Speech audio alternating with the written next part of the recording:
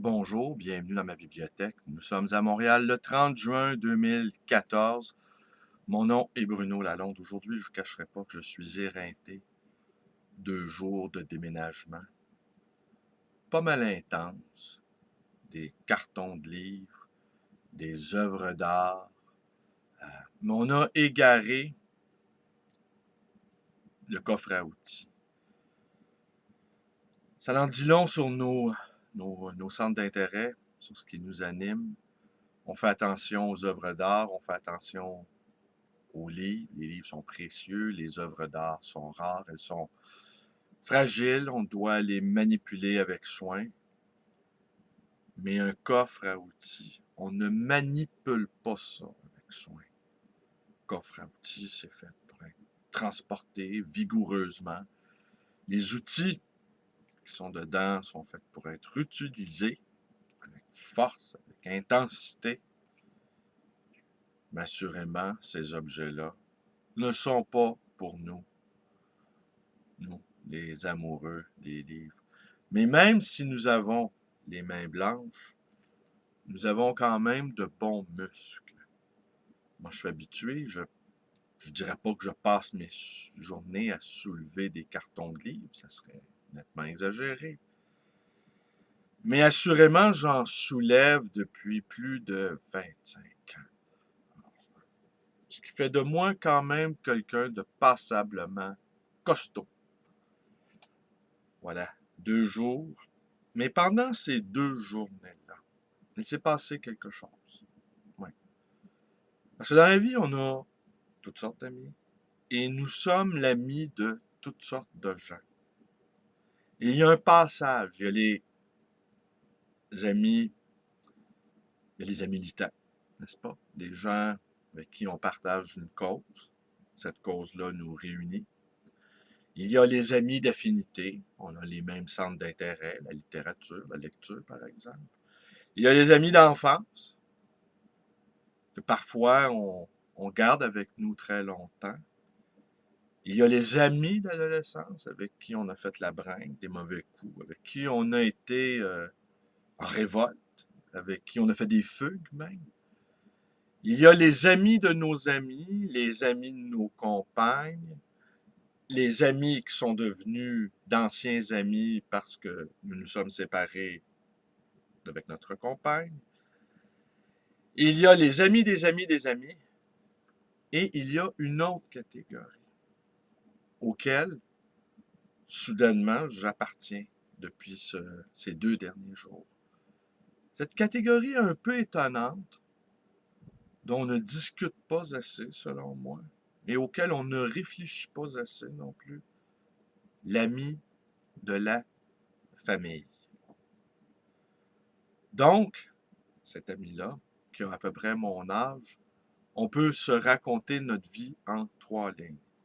J'ai vécu telle chose, j'ai cessé de faire cette chose-là, j'ai changé de pays, j'ai changé de profession, j'ai eu des problèmes à mon travail. En 4 phrases, un homme de 50 ans comprend tout d'une situation et les explications qui peuvent se rajouter, qui peuvent se superposer aux explications d'une situation sont bien inutiles. Une simple phrase comme celle-ci, elle a cessé de m'aimer, en dit davantage que tous les romans que nous puissions écrire. Ouais, Zépé, hein? Zépé Quigno qui ne me lâche pas d'une semelle. Il est devenu l'ombre de mon ombre, ce chien. C'est pas moi qui est devenu l'ombre de son chien, c'est lui qui est devenu l'ombre de mon ombre. Alors, en fin de semaine, j'étais l'ami d'un ami, et par les efforts que nous avons faits collectivement, nous avons déjeuné ensemble, nous avons cassé la croûte ensemble. Cet ami-là, sa compagne, ainsi que ses 2 enfants d'âge adulte, très, d'un âge adulte, pas des adultes âgés, là. Eh bien, l'une d'entre elles a dit simplement, c'est que c'était le pire déménagement auquel elle avait participé. Et moi, de rajouter que j'étais content d'y avoir été associé, apprécier l'humour. Alors là, c'est clair qu'avec ces 2 journées-là où on a souffert collectivement dans un but commun, c'est-à-dire de déménager de plusieurs endroits. C'était un déménagement compliqué. Il fallait déménager plusieurs choses dans des endroits différents, dans des conditions aussi difficiles, logistiquement parlant. Eh bien, cela m'a fait passer du statut de ami-ami à ami de la famille. Et on pourra réfléchir longtemps sur ce qu'est un ami de la famille. L'ami de la famille, son rôle est différent. Il est l'ami d'un tout.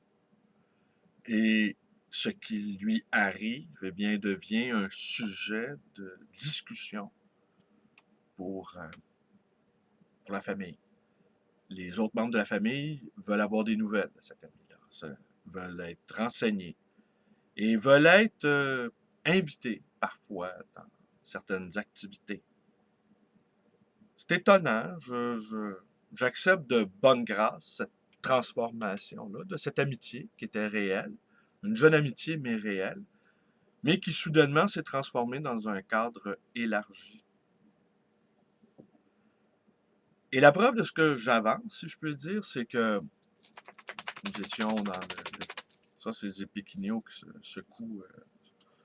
Ben oui, ben oui. J'allais dire se secouent les puces, mais il n'y a pas de puces.